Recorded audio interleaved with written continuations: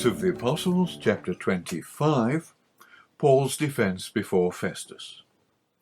Acts 25, verses 1 to 27, Paul before Festus and Agrippa. After 2 years, in AD 59, Porcius Festus replaced Felix, who was heavily fined and banished because of his cruel and inept handling of violence that broke out between the Jews and Syrian inhabitants in Caesarea, concerning whose city it was. Felix had sent his soldiers into the marketplace and killed a large number of Jews whose property was then plundered. This is mentioned by Josephus in his Jewish Wars. Paul was safely a prisoner in Caesarea during this terrible time. Following the disturbances, some Jewish leaders of Caesarea went to Rome to accuse Felix before Nero. It was only the appeal of Felix's brother Pallas, a favourite with Nero, which saved Felix from a worse fate. Felix realized that if Paul was released into the hands of the Sanhedrin, it would result in the death of a Roman citizen with further complications. Under the circumstances, it is understandable that Felix left Paul bound in an attempt to appease the Jews. We wonder if Paul thought of Joseph during his 2-year captivity. Joseph had asked Pharaoh's butler to mention him to Pharaoh so that he might be released. The butler forgot. It was another 2 years before Pharaoh dreamed a dream and Joseph was delivered, we find in Genesis 40 and 41. Even so, without trace of resentment against God, it was during this unjust imprisonment that Paul wrote, "For God is not unrighteous to forget your work and labour of love, which ye have showed toward his name, in that ye have ministered to the saints, and do minister," in Hebrews 6, verse 10. He knew he was not forgotten, but that all things work together for good, to them that love God, to them who are the called according to his purpose, as he writes in Romans 8, verse 28. Acts 25, verses 1 to 12, Paul before Felix. It was but 3 days after Festus came into the province that he ascended up to Jerusalem. There the high priest and the chief of the Jews informed him against Paul. What sort of man was Festus, who started his new duties so diligently, and before whom Paul would have to answer this time? He was appointed by Nero in AD 59 and continued in office until his early death in AD 62. We know nothing of his background, but Josephus commends him as an honourable and capable leader who tried hard but faced a series of insurmountable crises. The Caesarea increased in number and cruelty, murdering many and robbing and destroying whole villages. Law and order broke down despite Festus's attempts to deal with it by destroying a great many of the Caesarea. Albinus succeeded Festus as procurator in AD 62. He was totally corrupt, and the slide into the Jewish revolt began. In AD 64, Albinus was replaced by Gessius Florius, who was worse. He was so full of deceit and wickedness that the incoming tide of war could not be turned. 4 years after the death of Festus, the Jewish war began. So Josephus tells us. Festus was informed about Paul by the high priest Ishmael ben Phoebe, together with former high priests and the chief men of the Jews. That this should occur immediately upon Festus taking office shows the importance that the priests placed upon winning a conviction against Paul and removing Roman protection for the preaching of the gospel of Jesus Christ, to which a great company of the priests had defected, we're told in Acts 6 verse 7. Presuming upon Festus's natural desire for their goodwill after the bungles Felix had made, and while as yet he was unacquainted with their guile, their strategy was to ask Festus to convey Paul to Jerusalem to be tried. The journey would be an opportunity for them to have Paul murdered on the risky part of the journey through the Judean hills. But Festus was no fool. He saw through the murderous scheming of the priests and commanded Paul to be kept out of harm's way at Caesarea.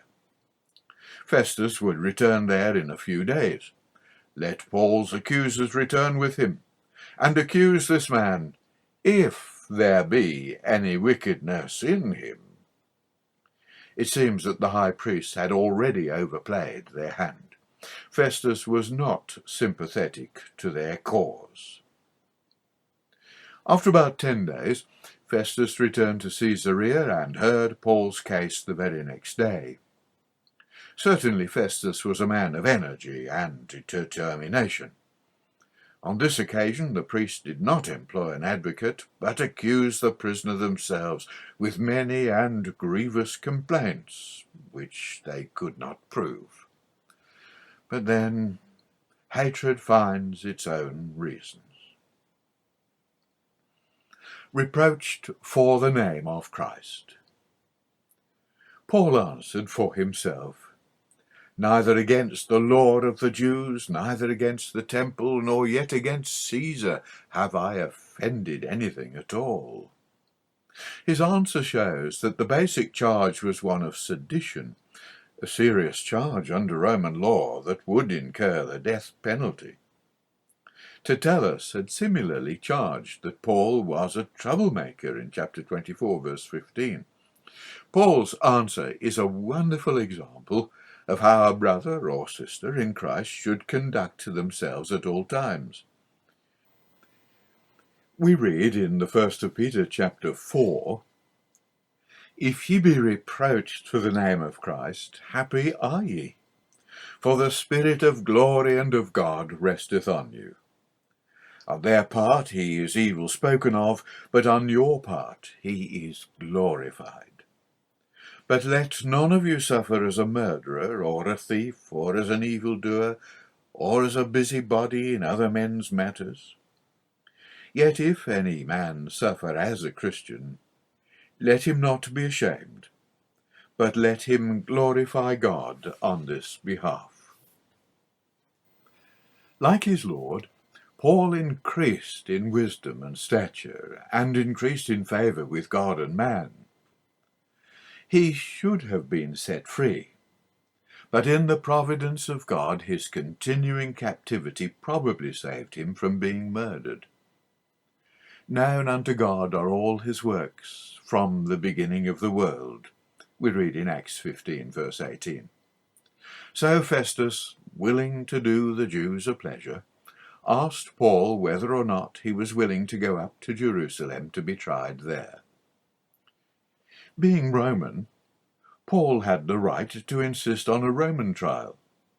Knowing that a trial in Jerusalem would be a certain death sentence, Paul not only refused to go, but, ever with his eye on preaching before kings, and especially in Rome, appealed to Caesar. No doubt Paul had expected the charges against him to be dropped, which they should have been. After 2 years, the case was going nowhere. In fact, it was getting more dangerous with the suggestion that the trials should be heard in Jerusalem. With the activities of the Caesarea and the previous plot to kill him on the road, he knew that it would be most unlikely he would ever reach the city. It was every Roman citizen's right to appeal to Caesar, and at this juncture it was the most logical thing to do. He knew he would never get a fair trial in Jerusalem, or indeed anywhere in Judea. In Rome he would have the opportunity to present the gospel before the emperor. We find this in chapter 23, verse 11. Nero had been emperor for 5 years and, still under the influence of Seneca, his tutor, remained stable. It would be another 5 years after the fire of Rome before Nero would begin to commit ghastly atrocities against the brethren of Christ. Paul admits he is prepared to die if he is an offender. He was definitely not a coward. But we are not permitted to throw away our lives. We have been bought with a price. Therefore glorify God in your body and in your spirit, which are God's. The 1st of Corinthians 6, verse 29. Festus conferred with his Roman advisers, and then decided Paul's appeal to Caesar must stand. Acts 25, verses 13 to 27. Paul before Agrippa. Marcus Julius Agrippa, that is Herod Agrippa II, was the only son of Agrippa I, who died in AD 44, smitten of worms, and we read of that in Acts 12, verse 23. His son was then 17 years old and in Rome. The Emperor Claudius favoured the younger Agrippa and gradually advanced him. He became king of Palestine, but not of the Jews, although he was given the important right to appoint the high priests in Jerusalem. Agrippa preferred the title king, and was even referred to as the Great King. He remained loyal to Rome throughout the Jewish War, and afterwards the Emperor Vespasian confirmed his rulership of his kingdom. It seems he never married or had children. After certain days, Agrippa II came with his sister Bernice to greet Festus and pay his respects to the new governor. Bernice, the sister of Drusilla, was so intensely jealous of her sister's beauty that they hated each other. Bernice was older than Drusilla, and now about 31 years of age. She had been married twice, but because of rumours of an incestuous relationship with her brother, eventually married for the 3rd time. This was to King Polemon of Cilicia in AD 64. The marriage did not last, and she returned to her brother. She later fell in love with and became the mistress of Titus, the conqueror of Jerusalem. At the outbreak of the Jewish War, she risked her life by interceding with Gessius Florius on behalf of the Jews. Festus took the opportunity to ask for Agrippa's advice concerning Paul's appeal to Rome. This was an informal inquiry to find out more about Jewish affairs from an expert. After all, he must send Paul with a charge made against him, but Festus didn't have one. Paul was innocent. Just how Luke knew what was said we don't know, though it is possible that there was a brother employed at court that acted as Luke's informant. Festus explains that Roman law did not allow a man to be put to death before he had opportunity to answer his charges before witnesses. But there were none. Appian states, "The law requires, members of the council, that a man who is on trial should hear the accusation and speak in his own defence before judgment is passed upon him." God's law, through Moses, made similar provisions. In the mouth of 2 or 3 witnesses every word may be established, if you see Deuteronomy 17, verse 6, and 19, verse 15. These were very enlightened provisions in law for their time. British law did not allow the accused to have a defence counsel, give evidence on oath, or cross-examine witnesses until sometime after the Civil War in the 17th century. This from Geoffrey Robertson in his book The Tyrannicide Brief, page 151. In giving Agrippa the background to Paul's case, Festus mentions that the Jews had certain questions of their own superstition, and of one Jesus which was dead, but Paul affirmed to be alive. This word, superstition, disidaimonia, also in chapter 17, verse 21, is not the usual Greek word for religion. It can mean great fear or dread of a god or of demons. Festus's comment, therefore, mocked Paul's belief in the Lord's resurrection. Agrippa was a lax Jew who understood the law and beliefs of the Jews, which Festus did not. Festus, in telling Agrippa that he had asked Paul if he would go to Jerusalem to be judged there, like Lysias before him, put himself in a more favourable light by bending the facts.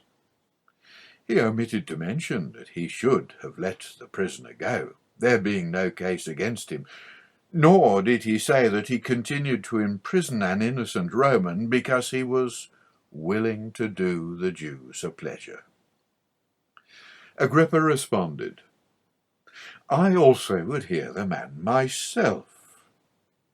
Perhaps, like Herod, he had heard of the prisoner and had wanted to see him for some time, possibly hoping to see some miracle performed by him. That's from Luke 23, verse 8. So the next day, with the great pomp that befits a king, Agrippa, Bernice, the chief captains, and the principal men of the city gathered in the place of hearing, and Paul was led in before the august company. Agrippa, clothed in royal purple and wearing his crown, sat. Paul in chains stood. Chapter 26, verse 29. According to Josephus, 5 chief captains, chiliarchos, commanders of cohorts like Lysias in Jerusalem, were stationed at Caesarea. Paul must have appeared a pathetic figure after 2 years in prison in Caesarea, where Herod, the father of Agrippa and Bernice, had been smitten of worms because he gave not God the glory. Chapter 12, verse 21 to 23. But once again, though brought without warning or preparation, Paul was not overawed. Had not his Lord said, "Ye shall be brought before governors and kings for my sake, for a testimony against them and the Gentiles," in Matthew 10, verse 18. Was it not his specific calling to bear my name before the Gentiles and kings and the children of Israel, in Acts 9, verse 15? Festus began the proceedings by announcing to Agrippa and the court that this was the man against whom the Sanhedrin and the chief priests had dealt, the word means petitioned or made intercession, as in Romans 8, verse 27, had dealt with me on behalf of the nation, saying that he ought not to live any longer. And although Festus had found nothing worthy of death in the prisoner, Paul had appealed to Caesar, and to Caesar therefore he must go. But with what offence should he be charged? A charge must be sent with the prisoner, but Festus was unable to give one that formed an offence under Roman law. "I have no certain thing to write unto my lord," the Greek word lord, kurios, a title also used in Egyptian papyri of Augustus, Claudius, and Nero. One ancient writer declared, "After an appeal has been made, records must be provided by the one with whom the appeal has been filed to the person who will adjudicate the appeal." Could King Agrippa help?